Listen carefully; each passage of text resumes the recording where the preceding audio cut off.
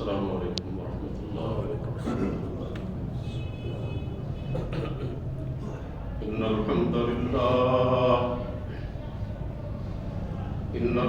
لله نحمده ونستعينه ونستغفره ونعوذ بالله من شرور أنفسنا ومن سيئات أعمالنا، من يهده الله فلا مضل له ومن يضلله فلا هادي له،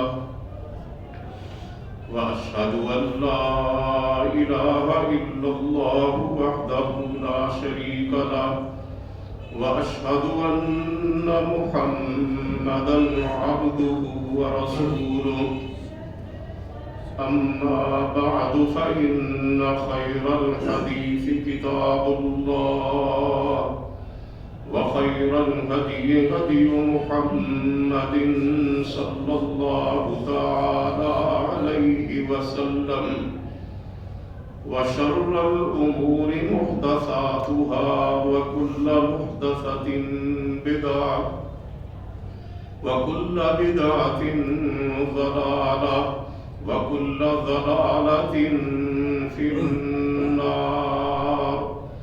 رب اشرح لي صدري ويسر لي أمري واحلل عقدة من لساني يفقهوا قولي۔ أعوذ بالله السميع العليم من الشيطان الرجيم، بسم الله الرحمن الرحيم۔ شهر رمضان الذي أنزل فيه القرآن هدى للناس وبينات من الهدى والفرقان، فمن شهد منكم الشهر فليصم، ومن كان مريضا أو على سفر فعدة من أيام أخر، يريد الله بكم اليسر ولا يريد بكم العسر، ولتكملوا العدة ولتكبروا الله على ما هداكم ولعلكم تشكرون۔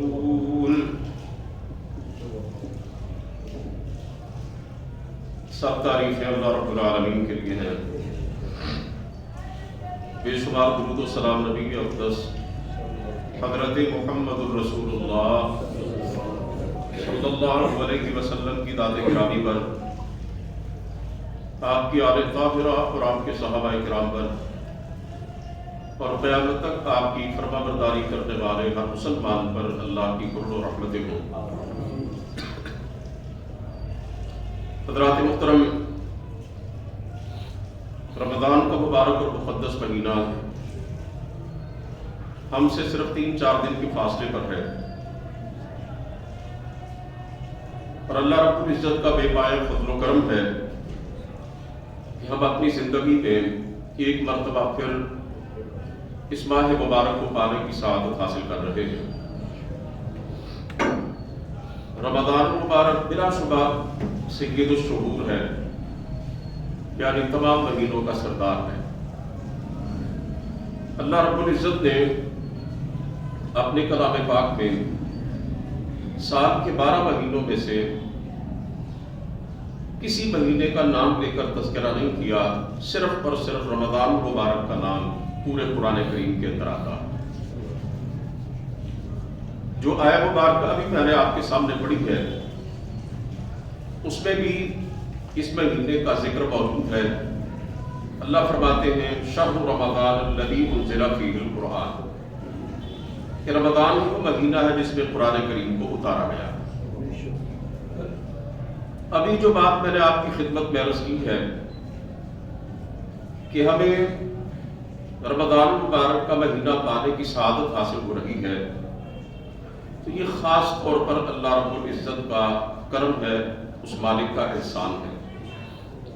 اس میں نہ میرا کوئی کمال ہے اور نہ آپ کا کوئی کمال ہے۔ اگر آپ گزشتہ رمضان پر توجہ کریں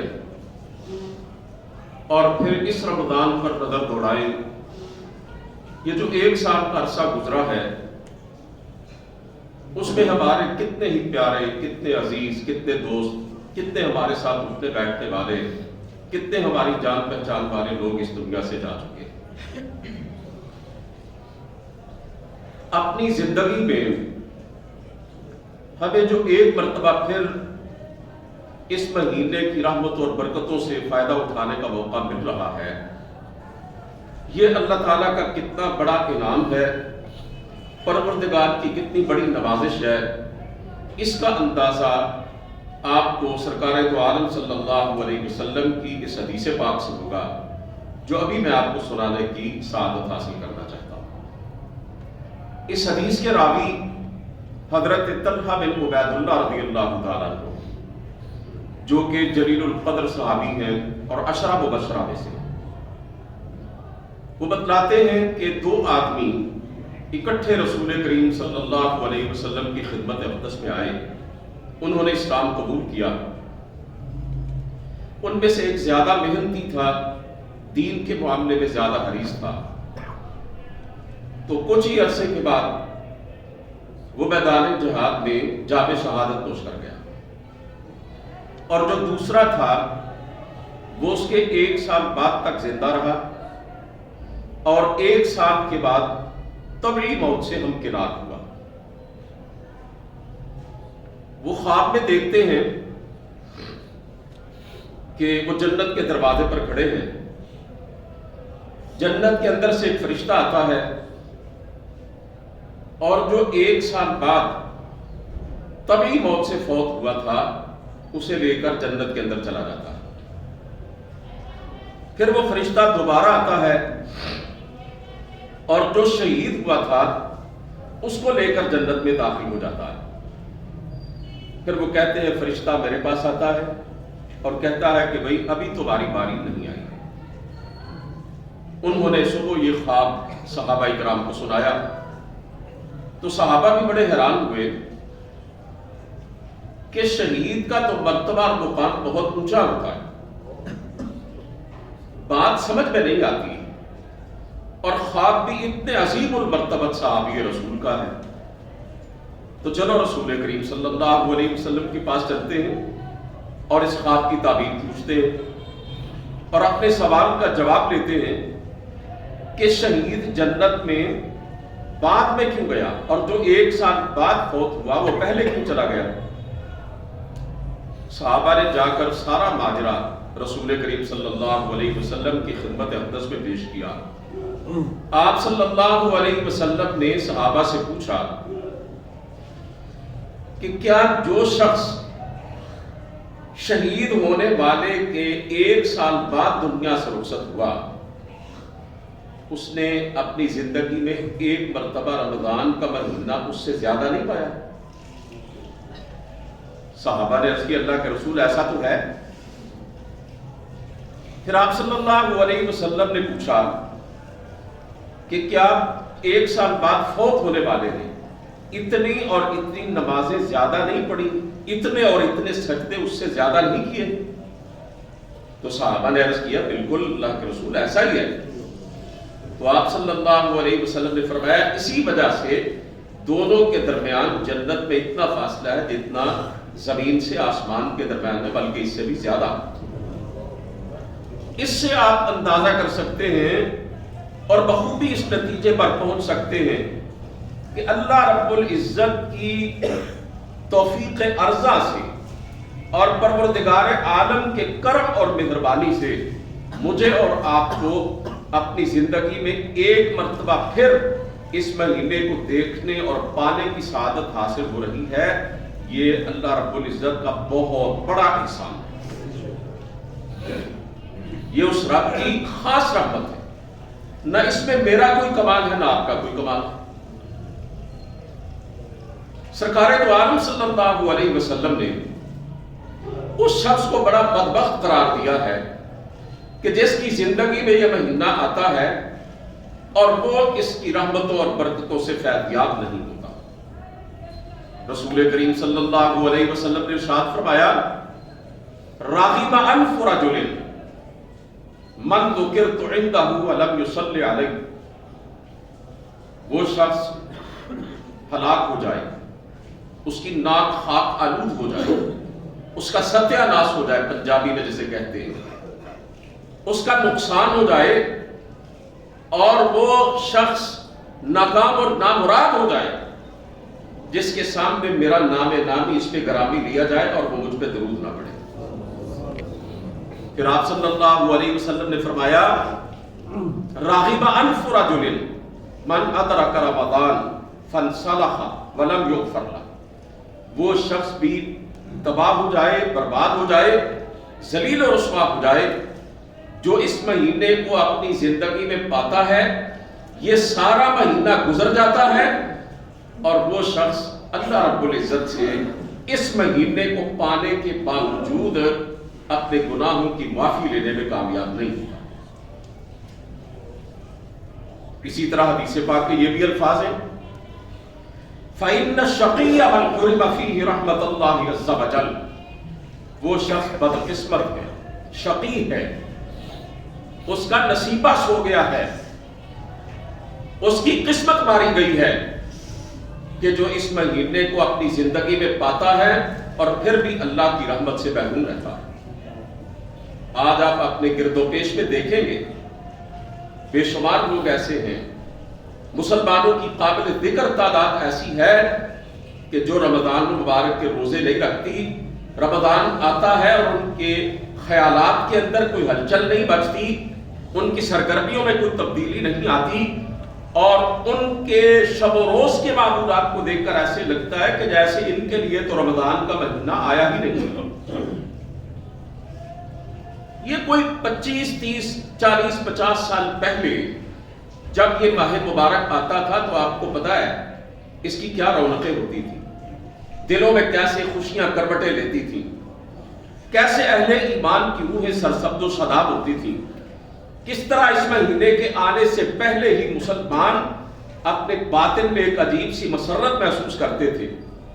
مسلمانوں کی بستیوں شہروں کا ماحول یہ بتلاتا تھا کہ اللہ تعالیٰ کا یہ مہمان آ چکا ہے، لیکن آج تو ستم ظریفی کی بات ہے، رمضان کے مہینے کی آمد ہوتی ہے اور مسلمانوں کے شہروں بستیوں، ان کے گلی کوچوں اور گھروں کا ماحول جو ہے اس سے قطعاً یہ پتہ نہیں چلتا کہ اہل ایمان کے لیے یہ اللہ تعالیٰ کی طرف سے کتنا قابل قدر مہمان آ رہا ہے۔ پہلے ہم یہ کہا کرتے تھے کہ لوگ نمازیں پڑھنا چھوڑتے چلے جا رہے ہیں، دن بدن بے نمازوں کی تعداد بڑھتی چلی جا رہی ہے۔ اب یقین جانیں آپ بھی اس بات کو محسوس کرتے ہوں گے، سال بہ سال روزہ رکھنے والوں کی تعداد بھی گھٹتی چلی جا رہی ہے۔ مسلمانوں کی بستیوں میں اور محلوں میں چند سال پہلے سحری کے وقت پتہ چلتا تھا لوگ اٹھے ہوئے سحری کی تیاری کر رہے ہیں، روزہ رکھنے کے حوالے سے مصروف عمل ہیں، اور اب تو چاروں طرف چھائی ہوئی گہری خاموشی اور سناٹا یہ بتلاتا ہے کہ نہ اٹھے ہیں، نہ رمضان کی تیاری کر رہے ہیں، نہ سحری کے حوالے سے کوئی سرگرمی ہے، خواب غفلت کی نیند سوئے ہوئے۔ برسوں پہلے حضرت اقبال نے کہا تھا غریب مسلمانوں کے حوالے سے، مسکین اور معاشرے کے پسے ہوئے طبقے کے حوالے سے کہ ہوتے ہیں مساجد میں صف آرا تو غریب، کرتے ہیں زحمت روزہ گوارا تو غریب، عمرا نشہ دولت میں ہے غافل ہم سے، زندہ ہے ملت پیدا غربا کے دم سے۔ اگر آج حضرت اقبال زندہ ہوتے تو انہیں اپنے اشعار میں تبدیلی کرنا پڑتی اور وہ یہ کہنے پہ مجبور ہو جاتے کہ امیروں کبیروں کی طرح اب غریب اور مسکین مسلمان بھی رمضان المبارک کے روزے رکھنا چھوڑ چکے۔ اور جہاں تک اس کے احترام کا تعلق ہے، میں نے پڑھا ہے پاکستان کے قیام سے پہلے کی بات ہے، بزرگ بھی بتلاتے ہیں کہ رمضان المبارک کے مہینے میں اگر کوئی سکھ برسر عام کچھ کھاتا پیتا نظر آتا تھا نا جی، تو اس کے ہم مذہب لوگ اس پہ نکیر کرتے تھے اور اسے برا بھلا کہتے تھے کہ مسلمانوں کا محترم اور مقدس مہینہ ہے اور تم ان کی آنکھوں کے سامنے کھا پی کر ان کے جذبات کو ٹھیس پہنچا رہے ہو، تمہیں شرم نہیں آتی؟ آج سکھوں سے زیادہ، ہندوؤں سے زیادہ یہ بات مسلمانوں کو سمجھانا پڑتی ہے میرے عزیزوں ایسا ہے کہ نہیں؟ یہ ماحول ہم اپنی آنکھوں سے دیکھ رہے ہیں.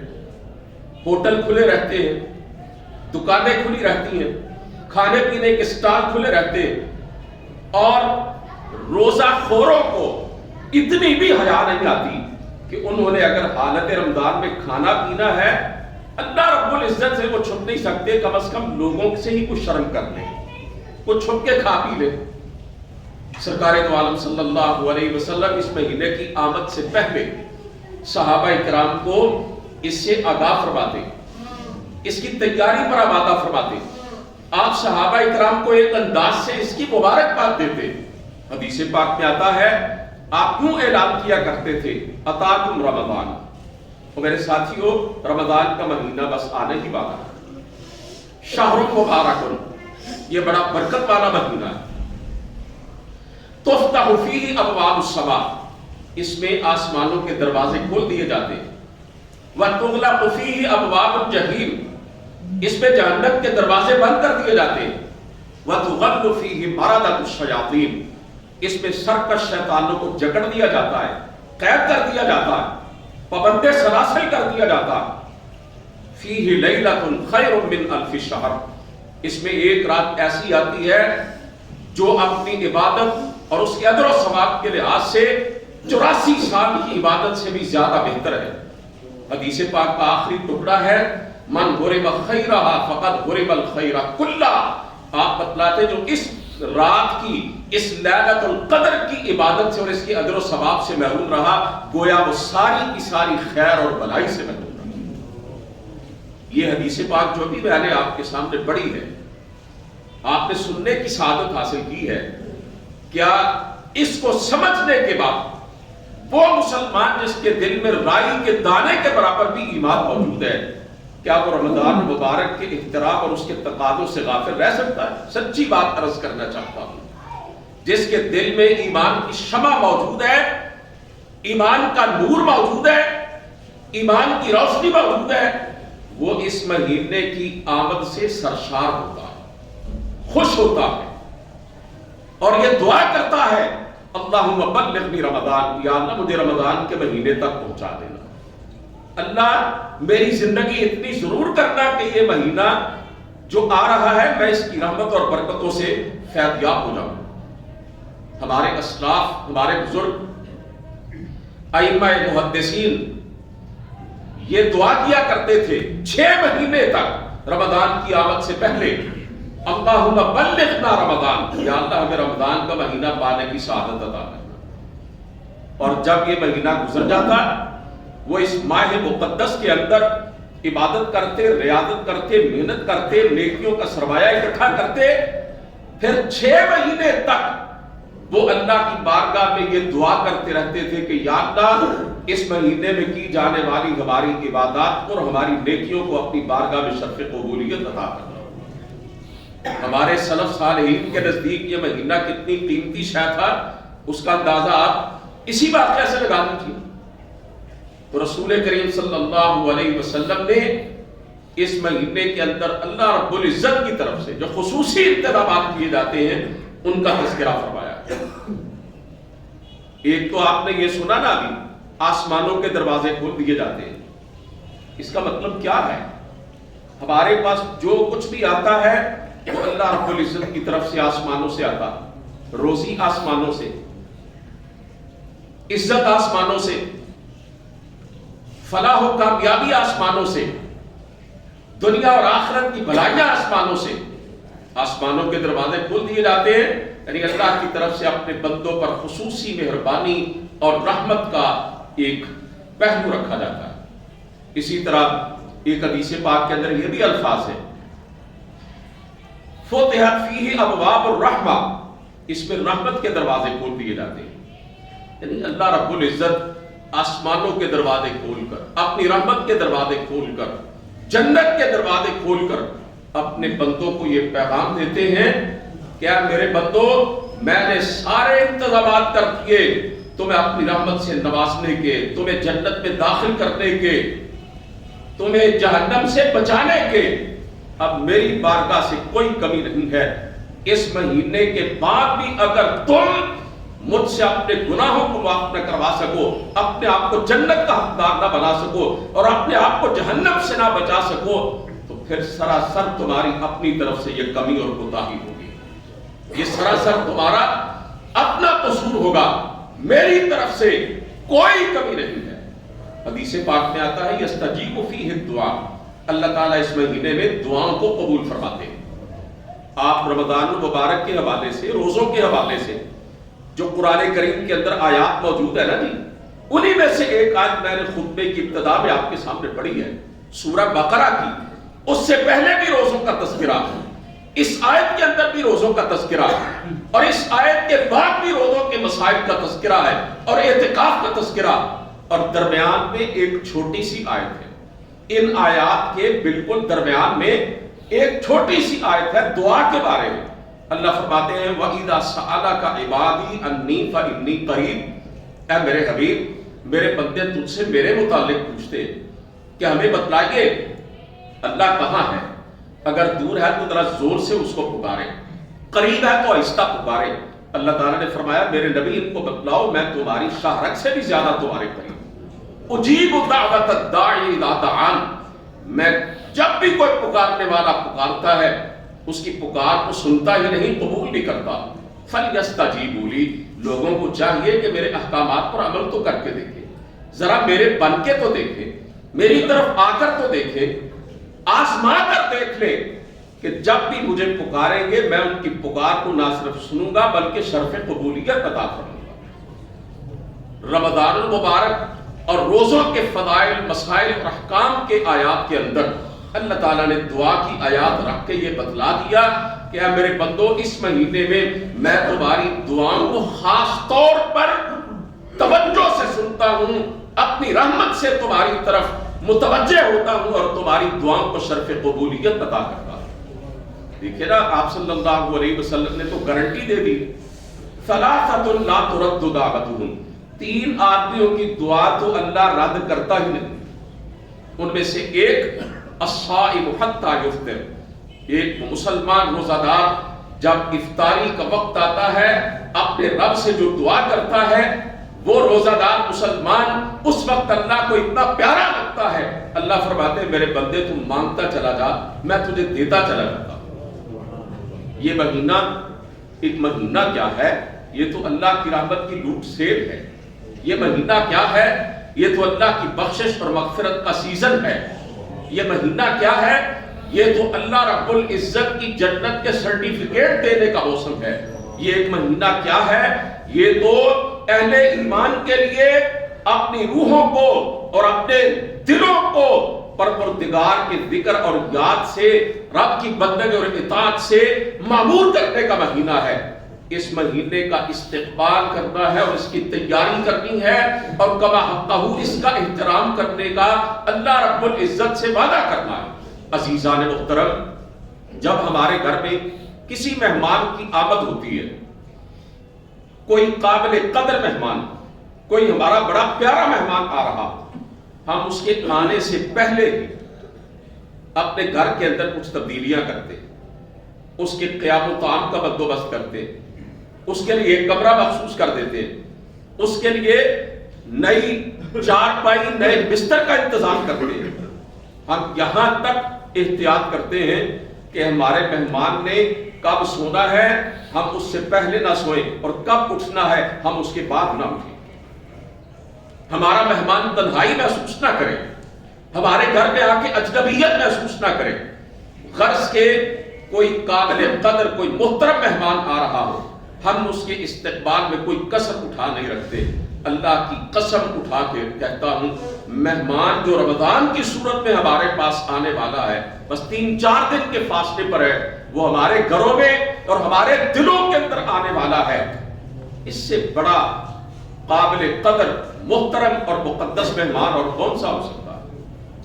اگر ہم نے اس کے لیے کوئی تیاری نہ کی اور اس کے استقبال کے لیے اپنے دلوں کے دروازے نہ کھولے تو پھر ہم سے زیادہ بدقسمت اور کون ہوگا؟ سب سے پہلے اس سلسلے میں ہمیں یہ کرنا ہے کہ ہمیں اپنے معمولات میں تبدیلی لانی ہے، اپنے نظام الاوقات کو بدلنا ہے۔ رمضان کا مہینہ is the month of changing. یہ تبدیلی کا مہینہ ہے، یہ انقلاب کا مہینہ ہے.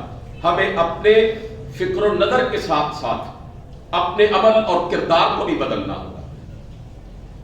اگر ہم نے اپنے اندر کو اس مہینے کے اندر نہ بدلا تو گویا ہم نے رمضان مبارک کے احترام اور اس کے تقدس کو ملحوظ خاطر نہ رکھا.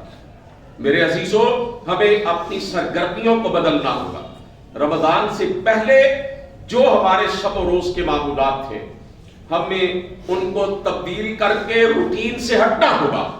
اگر ہم یہ چاہیں کہ دوستوں کے ساتھ ہماری طویل گپ شپ بھی چلتی رہے، ہمارے سیر سپاٹے بھی چلتے رہے، ہماری ہوٹلنگ بھی چلتی رہے، ٹی وی چینلز کے وہ ٹاک شوز بھی چلتے رہے، وہ ڈرامے بھی چلتے رہے، اور ہمارے کاروبار کی بھی روٹین وہی رہے کہ جو پہلے تھی، اور روزے کی سیر و افطار اور نماز تراویح کے سلسلے میں ان میں کوئی تبدیلی نہ آئے، تو پھر یہ سمجھ لیجئے کہ ہم نے اس مہینے کا حق ادا کرنے کے حوالے سے کچھ بھی نہیں کیا. جیسے مہمان کی خاطر ہم اپنی سرگرمیوں کو تبدیل کرتے ہیں، اپنی کاروباری مصروفیات کو بدلتے ہیں، اس مہینے اللہ کے اس معزز مہمان کو سامنے رکھ کر بھی ہمیں اپنی سرگرمیوں کو اور اپنے معمولات کو بدلنا. دوسری گزارش یہ ہے کہ عام دنوں میں ہمیں تہجد کے وقت اٹھنا نصیب نہیں ہوتا الا ماشاء اللہ. اللہ کا کوئی بندہ ایسا ہے، خان بندہ جو تہجد کی نماز کا اہتمام کرتا ہے. اس مہینے میں سحری کے لیے تو اٹھنا ہی ہے نا جی.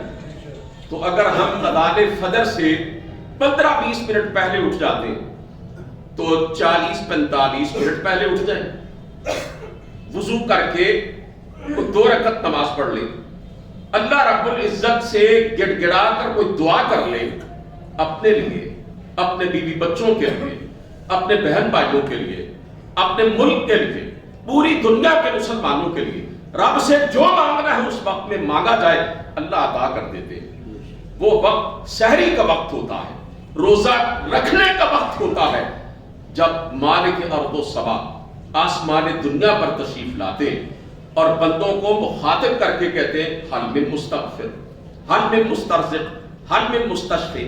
ہے کوئی غریب کنگال خالی دامن، آئے مجھ سے مانگے، میں اپنی رحمت سے اس کے دامن کو بھر دیتا. ہے کوئی بیمار جسے ڈاکٹروں نے لا علاج قرار دے دیا، اس کا مرض نہیں جاتا، وہ مجھ سے مانگے، شفا کے خزانے میرے پاس ہے، میں اسے صحت عطا کر دیتا. ہے کوئی گناہ گار جس نے اتنے گناہ کیے ہیں کہ وہ مایوس ہو چکا اپنی بخشش سے، میرا در کھلا ہے، آ کے مجھ سے معافی مانگے، سچی توبہ کرے، میں اس کے سابقہ زندگی کے سارے گناہوں پہ معافی کا قلم پھیر دیتا ہوں. اتنا قیمتی وقت ہمیں روزہ رکھنے کے لیے ملتا ہے. اگر فجر سے پہلے کھانا کھانے کے لیے، سحری کا کھانا کھانے کے لیے کو 15-20 منٹ پہلے اٹھتے ہیں، 40-45 منٹ پہلے اٹھ جائیں. تہجد کے وقت سے استفادہ کریں. رات کے پچھلے پہر اللہ کے نبیوں کا اور ہر دور کے اللہ کے خاص بندوں کا یہ وتیرہ رہا ہے کہ وہ تہجد کی نماز کا اہتمام کرتے ہیں. اگرچہ یہ جو نماز تراویح ہے یہ بھی تہجد کی ہی صورت ہے، لیکن اس وقت کا اٹھنا اور اللہ سے مانگنا اور گڑ گڑانا اس کی بارگاہ میں، جو اس کی لذت ہے وہ صاحب دل جانتا ہے. میں آپ کو نہیں سمجھا سکتا. جو تہجد کے وقت اٹھ کے رب سے باتیں کرتا ہے اس کا ذائقہ وہی آپ کو سمجھا سکتا ہے. پھر آپ سحری کھائیں. اس کے بعد اذان کا وقت ہوتا ہے، آپ اذان کا جواب دیں. مؤذن جو کہتا ہے اس کے پیچھے آپ کوئی کہیں. حی علی الصلاۃ اور حی علی الفلاح کا موقع ہے تو لا حول ولا قوت الا باللہ پڑھیں. اس کے بعد یہ دعا پڑھے، اللہم رب هذه الدعوة التامة والصلاة القائمة آت محمدا الوسیلۃ والفضیلہ وابعثہ مقاما محمودا الذی بعثتہ. میرے پیارے پیغمبر علیہ الصلوۃ والسلام نے فرمایا جو اذان سنتا ہے اس کا جواب دیتا ہے، پھر اس کے بعد یہ دعا پڑھتا ہے، میرے لیے اللہ سے مقام وسیلہ طلب کرتا ہے، میری شفاعت قیامت کے دن اس کے لیے واجب ہو جاتی ہے. گھر کے اندر سکون سے آپ اذان فجر کا جواب دے سکتے ہیں، یہ دعا پڑھ سکتے ہیں. پھر آپ مسجد کے اندر تشریف لے جائیں، وہاں جا کے 2 رکعت نماز پڑھیں. جو اذان اور اقامت کے درمیان وقفہ ہے اس میں کچھ قرآن کریم کی تلاوت کر لیں، دعا کر لیں کہ اللہ کے رسول نے فرمایا اذان اور اقامت کے درمیان، اذان اور جماعت کے کھڑی ہونے کے درمیان جو وقت ہوتا ہے وہ دعاؤں کی قبولیت کا وقت ہوتا ہے۔ وہ 10-15 منٹ اللہ سے راز و نیاز کر لیں، پروردگار سے مناجات کر لیں، رب سے کچھ مانگنا ہے اس کی بارگاہ میں عرضی پیش کر دیجئے، پھر آپ فجر کی نماز جماعت کے ساتھ پڑھیں اور سورج طلوع ہونے تک اپنی جگہ پر بیٹھے رہیں۔ یا محدثین نے اور علماء نے کہا ہے کہ اپنی جگہ سے آپ اٹھ بھی سکتے ہیں، رہے مسجد کے اندر، باہر نہ نکلے، جہاں پہ نماز پڑھ کے بیٹھے ہیں وہاں بیٹھے رہیں، بہتر تو یہ ہے، ورنہ پھر آپ جگہ تبدیل بھی کر سکتے ہیں ضرورت کے وقت۔ فجر کی نماز کے بعد سورج نکل آئے، کچھ اونچا ہو جائے، پھر آپ 2 رکعت نماز ادا کیجیے۔ رسول کریم صلی اللہ علیہ وسلم نے فرمایا جو اس طرح اپنے معمولات کو بنا لیتا ہے، یہ فجر کی نماز جماعت کے ساتھ پڑھ کے وہیں بیٹھ کے اللہ کو یاد کرتا رہتا ہے مسجد کے اندر ہی، یا اللہ کے گھر میں موجود رہتا ہے، مسجد سے باہر نکلتا ہے، اسے 1 حج اور 1 عمرے کا پورا ثواب عطا کیا جاتا ہے۔ رمضان المبارک میں نماز فجر کے بعد کتنا وقت ہوتا ہے رات سورج کے نکلنے میں؟ کسی مسجد میں نماز اس وقت پہ ادا ہوتی ہوگی کہ بعد میں 15-20 منٹ کا فرق ہوگا، کسی مسجد میں کوئی 25-30 منٹ کا فرق ہوگا۔ اس طرح روزہ آپ نے تہجد کے وقت اٹھنا ہے، روزہ رکھنا ہے، اس طرح مسجد میں پہنچنا اور اپنے معمولات کو اس طرح سے بنانا۔ پھر میرے بھائیوں دوسری بات یہ ہے، روزہ قرآن کریم سے تعلق مضبوط کرنے کا بہترین ذریعہ۔ ابھی جو آیہ مبارکہ آپ کے سامنے پڑھی گئی ہے اس پہ اللہ تعالیٰ نے رمضان اور قرآن کا ربط بیان کیا۔ شہر رمضان الذی انزل فیہ القرآن، اللہ فرماتے ہیں رمضان وہ مہینہ جس میں قرآن کریم کو اتارا گیا۔ حضرت امام مالک رحمہ اللہ، حدیث کے امام مدینہ، نبی کے روضے کے سائے میں بیٹھ کر حدیث کا درس دینے والے، جب رمضان مبارک کا مہینہ آتا اپنے شاگردوں سے کہتے بھائی اب مجلس حدیث، درس حدیث ختم ہے، اب قرآن کا مہینہ آ چکا ہے، 1 مہینے کے بعد ہم حدیث پڑھیں گے، اس مہینے میں ہم صرف قرآن کریم کی تلاوت ہی کریں گے۔ حضرت امام احمد بن حنبل رحمہ اللہ کے بارے میں آتا ہے کہ وہ رمضان مبارک کے ہر دن میں 2 دفعہ قرآن کریم کی تلاوت کیا کرتے تھے۔ یہ کوئی ایسی حیرت کی بات نہیں ہے، جو قرآن کریم کا حافظ اور قاری ہے نا جی، وہ 24 گھنٹوں کے اندر میرا خیال ہے کہ 8-10 گھنٹے مسلسل پڑھے تو پورے کا پورا قرآن کریم پڑھ لیتا ہے۔ 15-16 منٹ کے اندر اندر ایک پارہ آسانی سے پڑھا جا سکتا، اور عام آدمی ہے جو وہ 20 منٹ میں قرآن کریم کے ایک پارے کی تلاوت کر لیتا۔ اسی طرح امام سفیان ثوری رحمہ اللہ اور دیگر کئی ائمہ کرام کے بارے میں نے پڑھا ہے کہ وہ رمضان مبارک میں کثرت کے ساتھ قرآن کریم کی تلاوت کرتے تھے، لیکن چونکہ ان کی زبان عربی تھی، وہ جانتے تھے کہ قرآن کریم میں اللہ رب العزت کیا فرما رہے ہیں، کیا بتلا رہے ہیں، کس چیز کا حکم دے رہے ہیں، کس چیز سے روک رہے ہیں۔ ہماری زبان عربی نہیں ہے تو عزیزوں، سالگرہ کے موقع پر، بچوں کی شادی بیاہ کے موقع پر، عقیقے کے موقع پر، دیگر تقریبات کے موقع پر ہزاروں لاکھوں روپے ہم خرچ کرتے ہیں، اور اللہ تعالیٰ کے اس مہمان کے استقبال اور اس کی عزت و احترام کے لیے بھی کچھ پیسے خرچ کرے، قرآن مجید ترجمے والا خریدے، مختصر حاشیے والا خریدے، تفسیر قرآن کریم کی کھول کے بیٹھے، 24 گھنٹوں میں کوئی 15-20 منٹ، کوئی آدھا گھنٹہ اس قرآن کو دے دے جو اس مہینے میں اللہ نے اتارا ہے، اور قرآن اور رمضان کا چولی دامن کا ساتھ ہے، سمجھ کے قرآن کریم پڑھے، ترجمے کے ساتھ پڑھے۔ کسی بات کی سمجھ نہیں آتی، علماء کرام کے پاس جاؤ، کہیں بھی قرآن کریم کی یہ بات ہماری سمجھ سے بالاتر ہے، ذرا یہ سمجھا دے۔ زیادہ تر باتیں آپ ترجمے اور تفسیر کے ساتھ خود سمجھنے کے قابل ہو جائیں گے۔ یقین جانے جب آپ قرآن کریم ترجمے کے ساتھ پڑھیں گے نا جی، دل کی کیفیت رمضان مبارک میں ویسے ہی بدلی ہوتی ہے، ایک روحانیت طاری ہوتی ہے انسان پر۔ تو آپ ترجمہ پڑھنے کے دوران جب قرآن کریم کو سمجھ کر تلاوت کریں گے، آپ یہ محسوس کریں گے آپ اپنے رب سے باتیں کر رہے ہیں، آپ کا پروردگار آپ سے مخاطب ہے۔ اللہ رب العزت کسی جگہ پہ آپ محسوس کریں گے آپ سے کہہ رہا ہے یہ کام کرو، اللہ کسی جگہ پہ فرما رہے ہیں آپ سے یہ کام چھوڑ دو۔ اللہ رب العزت کہیں آپ کو جنت کی سیر کروا رہے ہیں، کہیں جہنم کی سیر کروا رہے ہیں، کہیں اللہ رب العزت آپ کو فرشتوں کے جہان کے اندر لے کے جا رہے ہیں، کہیں اللہ تعالیٰ آپ کو اپنے انبیاء کرام سے ملوا رہے ہیں، کہیں اللہ رب العزت آپ کو سرکار تو عالم صلی اللہ علیہ وسلم کے زمانے میں لے کے جا رہے ہیں۔ آپ قرآن پڑھیں گے آپ محسوس کریں گے کہ کہیں اللہ رب العزت قرآن میں ہمیں یہ دکھلا رہے ہیں دیکھو میرا نبی مکے کے لوگوں کو پتھر کھا کے دعوت حق سنا رہا ہے. کہیں آپ محسوس کریں گے اللہ بتا رہے ہیں دیکھو میرا نبی مکہ چھوڑ کے ہجرت کر رہا ہے. کہیں آپ دیکھیں گے اللہ کے نبی بدر میں ہے, کہیں احد میں ہے, کہیں خندق میں ہے, کہیں خیبر میں ہے, کہیں تبوک میں ہے, کہیں حنین میں ہے. پوری نبی کی سیرت طیبہ آپ کو قرآن کریم کے اوراق پر بکھری ہوئی پڑے گی اور آپ یہ محسوس کریں گے آپ اپنے رب سے سرگوشیاں کر رہے ہیں, اپنے پروردگار سے ہم کلام ہو رہے ہیں. اللہ سے باتیں کرنے کا بہترین ذریعہ قرآن کریم سے بڑھ کے میرے بھائیوں اور کوئی چیز نہیں ہے.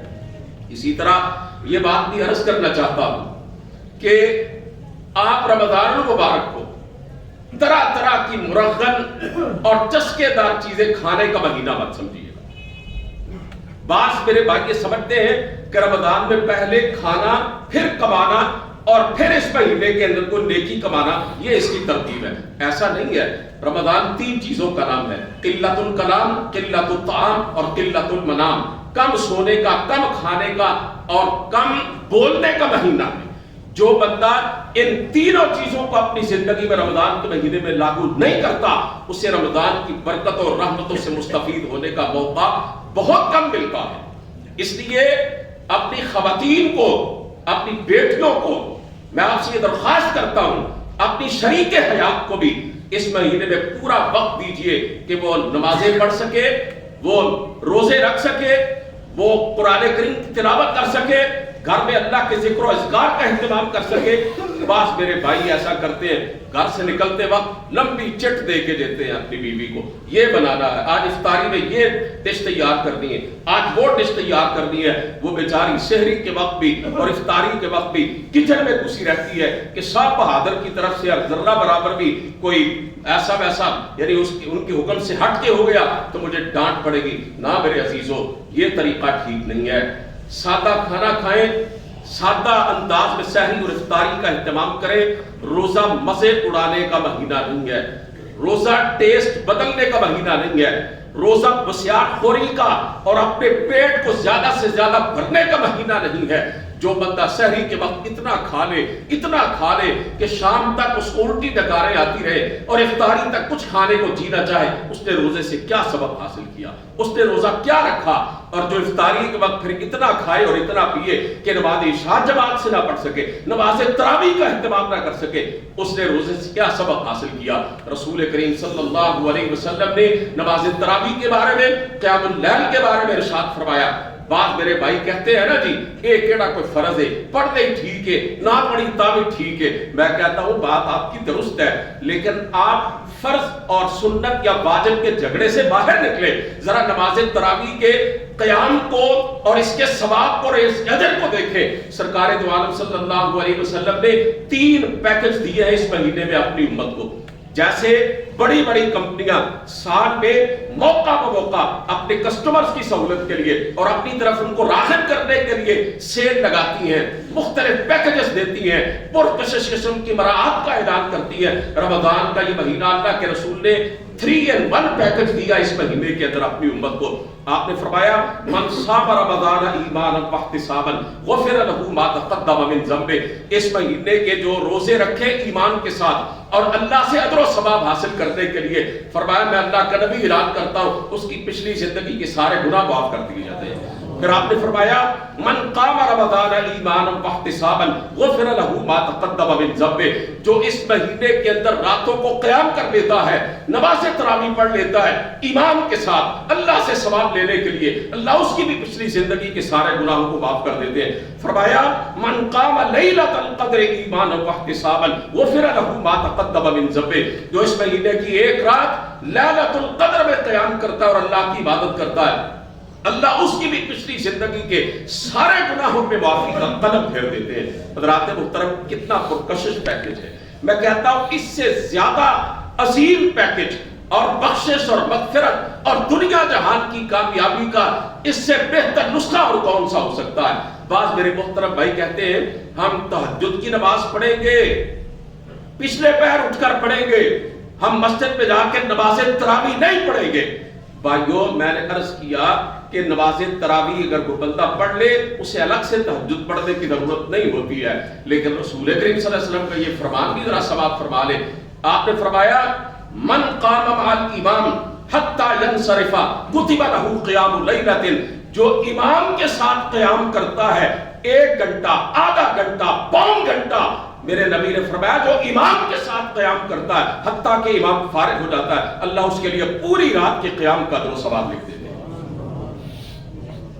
سنتے ہی نہیں ہم، سمجھتے نہیں ہماری اکثریت۔ میں نوجوانوں سے کہتا ہوں، بڑی تعداد میں مجھے یہاں پہ نوجوان نظر آ رہے ہیں، بزرگوں کی تعداد تھوڑی ہے اس مجمع کے اندر، میں اپنے نوجوانوں سے کہتا ہوں اللہ تمہاری جوانیوں میں برکت عطا فرمائے، اللہ تمہاری زندگی اور صلاحیتوں میں برکت عطا فرمائے۔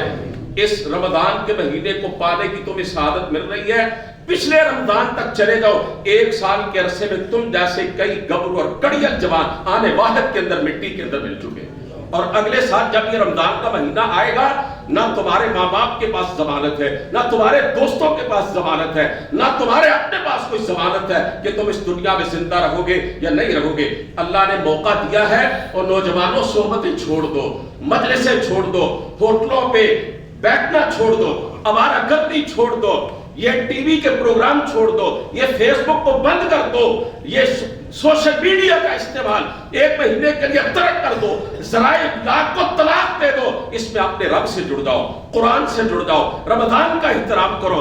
افطاری کے بعد گھر سے مت نکلو، اللہ کی مسجد کی طرف جاؤ، اپنے گھر سے نکل کر عشاء کی نماز جماعت کے ساتھ پڑھو، نماز تراویح کا اہتمام کرو، امام کے پیچھے قرآن سنو محبت کے ساتھ، اللہ تمہیں بڑی برکتوں سے نوازے گا۔ یہ دوست بھی اللہ سلامت رکھے رمضان کے بعد موجود رہیں گے، یہ صحبتیں جمتی رہے گی، یہ دوستوں کے جمگٹے موجود رہیں گے، یہ ہوٹل ریسٹورنٹ بھی موجود رہیں گے، لیکن اس بات کی کوئی گارنٹی نہیں ہے کہ اگلے سال تک تم موجود رہو گے یا نہیں رہو گے۔ میرے بڑے نوجوان دوست ہیں، میرے بڑے بھائی ہیں، بڑی عمر کے بھی بعد ایسے ہیں، میں ہر رمضان کے مہینے میں ہر سال یہ دیکھتا ہوں کہ وہ عشاء کی نماز جماعت کے ساتھ نہیں پڑھتے، کہ کہیں نماز تراویح ادا نہ کرنی پڑ جائے، کہیں کوئی دوست نہ کہہ دے کہ بھائی نماز تراویح کیوں نہیں پڑھتے، تم عشاء کی نماز پڑھنے آئے ہو تو راتوں کا قیام بھی کر کے جاؤ۔ سستی اور کاہلی کے ساتھ کوئی 10 بجے نماز پڑھتا ہے، کسی کی نماز قضا ہو جاتی ہے وہ فجر کے ساتھ پڑھتا ہے، سحری کے وقت اٹھ کے پڑھتا ہے، کوئی اگلے دن کی عشاء کے ساتھ وہ گزرے ہوئے دن کی عشاء کی نماز پڑھتا ہے۔ حضرات محترم، اگر رمضان المبارک کے مہینے بھی نمازوں کے اندر سستی ہے، باجماعت نمازیں نہیں پڑھی جا رہی، تو پھر میں یہ عرض کرنا چاہتا ہوں بڑے ادب کے ساتھ کہ پھر اور کون سا مہینہ اور کون سا وقت ہے جس میں ہم نے اپنے آپ کو نمازوں کے لیے تیار کرنا۔ دوسری میری گزارش یہ بھی ہے، خاص طور پر میری یہ گزارش ہے کہ اس رمضان کے مہینے کو اس طرح آپ اسے پا کر اس طرح گزارنے کا پختہ ارادہ کریں، اپنے دل سے کینہ کپٹ دور کر، حسد، بغض اور عداوت اور نفرت اور دشمنی کے جذبات کو ختم کر دیں۔ اگر تعلقات ٹوٹے ہوئے ہیں کسی سے، عزیز سے، بھائی سے، بہن سے، رشتہ دار سے، ان تعلقات کو بحال کریں۔ زندگی 4 دن کی، اس کا کوئی بھروسہ نہیں کب ختم ہو جائے۔ اللہ کی قسم ہے، پہلے ہم سنتے تھے کبھی ہزاروں میں سے کسی ایک کو کینسر کا مرض لاحق ہوتا تھا، اور یارو اب تو نزلہ زکام کی طرح کینسر کا مرض لاحق ہوتا۔ ایسی مہلک بیماریاں ہیں کہ بندہ کانپ جاتا ہے ان کا تصور کر کے، کیا پتا کب کسی کا موت کا بہانہ بن جائے۔ اس مہینے میں اپنے عزیزوں، روٹھے ہوئے لوگوں، بہن بھائیوں، دوستوں کو منائیے۔ بڑی قسمت کی بات ہے مسجدیں بنانا، مدرسے بنانا، بڑی بڑی نیکیاں ہیں، لیکن یہ کیسا ایک عجیب قسم کا منظر ہے کہ مسجد بنائی ہوئی ہے، بڑی خوبصورت ہے، اس میں 2 نمازی ہیں، دونوں نے مسجد کی تعمیر میں اپنا حصہ ڈالا ہے، اللہ کا دیا مال خرچ کیا ہے، دونوں پہلی صف میں نماز پڑھتے ہیں، لیکن عرصہ دراز ہوا، ایک کا منہ اس طرف ہے، دوسرے کا اس طرف ہے۔ کتنا وقت گزر گیا، سگے بہن بھائیوں سے تعلق داری ختم ہے، اور اللہ فرماتے ہیں والذین یقطعون ما امر اللہ بہ ان یوصل ویفسدون فی الارض اولئک لهم اللعنۃ ولهم سوء الدار۔ جو تعلقات کو کاٹتے ہیں، جو رشتہ داریوں کو توڑتے ہیں، جن رشتوں کو اللہ نے ملانے کا حکم دیا ہے انہیں کاٹتے ہیں، اللہ فرماتے ہیں دنیا میں ان پر میری لعنت ہے اور آخرت میں جہنم ان کا مقدر ہے۔ سرکار دو عالم صلی اللہ علیہ وسلم نے یہ آپس میں صلح رکھنا، آپس میں پیار اور محبت سے رہنا، آپ نے فرمایا صحابہ سے میں تمہیں بتلاؤں کہ اللہ کے نزدیک جہاد سے، صدقے سے، خیرات سے بھی بڑھ کے اچھا عمل کون سا ہے؟ فرمایا اصلاح ذات البین، آپس میں صلح رکھنا، روزے رکھ کر اگر اپنے اندر کے شیطان کو قید نہ کیا کہ باہر کے شیطان تو رب نے قید کر دیے نا، اللہ کے نبی نے فرمایا، اور اگر روزے رکھ کر اپنے اندر کے شیطان کو قید نہ کیا، اپنے نفس کو نہ کچلا، اور اتنی جرت بھی نہ کی کہ اپنے ناراض بھائی کو منا دوں، تو میرے عزیزو میرا خیال ہے کہ رمضان سے آپ نے کوئی سبق حاصل نہیں کیا ہے۔ اخلاص اپنے اندر پیدا کرتا ہے، اللہ کی رضا کا جذبہ اپنے اندر پیدا کرتا ہے۔ بغیر اخلاص کے بندے کے ہاتھ کچھ نہیں آتا ہے۔ سرکار دو عالم صلی اللہ علیہ وسلم کی حدیث پاک آپ نے کئی دفعہ سنی ہے نا جی، سب سے پہلے روز قیامت جن لوگوں کو جہنم کے اندر پھینکا جائے گا، اللہ کی طرف سے جن کے فیصلے کیے جائیں گے، وہ کون سے لوگ ہوں گے؟ وہ شہید ہوں گے، وہ قرآن کے قاری، حافظ اور عالم ہوں گے، اور وہ اللہ کی راہ میں سخاوت کرنے والے ہوں گے۔ حضرت ابو ہریرہ رضی اللہ تعالی عنہ، یہ واحد حدیث ہے، انہوں نے ہزاروں حدیثیں لوگوں کو سنائی ہے نا جی۔ آپ جانتے ہیں حضرت ابو ہریرہ رضی اللہ تعالی عنہ کا نام نامی کتنا اونچا مقام ہے ان کا علم حدیث کے حوالے سے۔ اس حدیث کو سناتے ہوئے 3 دفعہ حضرت ابو ہریرہ بے ہوش ہو کے زمین پر گرے تھے۔ 3 دفعہ اس حدیث پاک کو سنانے کے دوران ان پہ غشی طاری ہوئی تھی۔ کیوں؟ سرکار دو عالم صلی اللہ علیہ وسلم نے فرمایا تھا، یہ ریاکار، یہ دکھاوا کرنے والے، یہ نمود و نمائش کے لیے نیکیاں کرنے والے، یہ شہداء، یہ قرآن کے قراء، یہ دین کے علماء، اور یہ اللہ کی راہ میں سخاوت کرنے والے اور خرچ کرنے والے۔ آپ نے فرمایا تھا، یا ابا ہریرہ اولئک الثلاثہ اول خلق اللہ تسعر بهم النار۔ اے ابو ہریرہ، یہ 3 قسم کے لوگ ہیں جن کو اللہ سب سے پہلے جہنم میں ڈال کے جہنم کی آگ کو بھڑکائے گا، اور باقی مجرموں کو بعد میں بھیجے گا۔ اخلاص پیدا کرتا ہے عزیزو۔ کوئی ایسی نیکیاں کرنی ہے اس مہینے میں جو کسی اخبار کی کٹنگ کی زینت نہ بنے، جو فیس بک کی زینت نہ بنے، جو واٹس ایپ کی زینت نہ بنے، جو یوٹیوب کی زینت نہ بنے، جو سوشل میڈیا کی زینت نہ بنے۔ کوئی ایسی نیکیاں اس مہینے میں اخلاص کے ساتھ کما لیجئے، اور اپنے دل میں یہ ارادہ کر لیجئے ایسی نیکیاں اس مہینے کے اندر کرنی ہے، کوئی مرنے کے بعد ان نیکیوں کے بارے میں زبان کھولے کہ اللہ کے اس بندے نے فلاں وقت میں میری مدد کی تھی، اور اپنے دسترخوان کو سحری افطاری کے وقت طرح طرح کی نعمتوں اور انواع و اقسام کے کھانوں سے سجا لینا، اور اپنے گلی محلے اور اپنے پڑوس کے اندر یہ بھی نہ دیکھنا کہ کوئی اللہ کا بندہ ایسا تو نہیں ہے کہ جو پانی کے گھونٹ سے افطاری کر رہا ہو۔ اس مہینے میں سخاوت کیجئے۔ میرے اور آپ کے پیارے پیغمبر سے بڑھ کے سخی کوئی نہیں تھا۔ حدیث پاک میں آتا ہے، کان اجود الناس، کائنات کے تمام لوگوں سے زیادہ سخی تھے آپ۔ اور جب رمضان کا مہینہ آتا، صحیح بخاری کی حدیث ہے، رسول کریم صلی اللہ علیہ وسلم کی سخاوت کا انداز کیا ہوتا؟ جب جبریل امین آپ کے پاس آتے اور آپ ان کو قرآن سناتے، اور جبریل امین آپ صلی اللہ علیہ وسلم کو سناتے، ان دنوں میں آپ کی سخاوت کا عالم کیا ہوتا تھا؟ حدیث پاک کے الفاظ ہیں، کان اجود ما یکون من الریح المرسلہ، تیز آندھی جیسے تیز چلتی ہے، اس سے بھی زیادہ تیز میرے نبی کی سخاوت ہوتی ہے۔ آپ افطاری کرنا چاہتے ہیں، کسی اللہ کے بندے کو اپنے ساتھ بٹھا لیجئے، 30 دن کے افطاری کا ثواب 60 دن کے روزوں کی افطاری میں بدل جائے گا۔ آپ نے فرمایا، من فطر صائما کان لہ مثل اجرہ، جو کسی اللہ کے بندے کو روزہ افطار کرواتا ہے، جتنا اجر اس روزے دار کو ملتا اتنا ہی افطاری کروانے والے کو بھی ملتا۔ میں انہی الفاظ پر اکتفا کرتا ہوں اور یہی عرض کرتا ہوں عزیزو، زندگی کا کوئی بھروسہ نہیں ہے۔ انسانی زندگی سے زیادہ ناقابل اعتبار شے اس کائنات میں کوئی نہیں۔ پچھلے سال رمضان کے مہینے میں ادھر آپ کی اس مسجد میں کئی صاحب ایسے تھے جو یہاں موجود تھے، آپ کی جگہ پر بیٹھے، آج موجود نہیں ہیں۔ تو اللہ کا یہ مہمان ہمارے پاس آ رہا ہے، انشاءاللہ العزیز اس کا احترام کرنا ہے، اس کے دنوں کے روزے رکھنے۔ ذرا دل سے انشاءاللہ کہتے ہیں، اس میں کوئی پیسے نہیں لگیں گے۔ دل کی گہرائیوں سے یہ عزم مصمم کیجئے، اس مہینے کا احترام کرنا ہے، اس کے حق کو ادا کرنا ہے انشاءاللہ۔ اللہ رب العزت آپ کو، آپ کے اہل و عیال کو، آپ کے بیوی بچوں کو، آپ کے متعلقین کو صحت کے ساتھ، سلامتی کے ساتھ، خیر و عافیت کے ساتھ اس مہینے کو پانے کی اور اس کی رحمتوں سے فائدہ اٹھانے کی توفیق عطا فرمائے۔ وآخر دعوانا الحمدللہ رب العالمین۔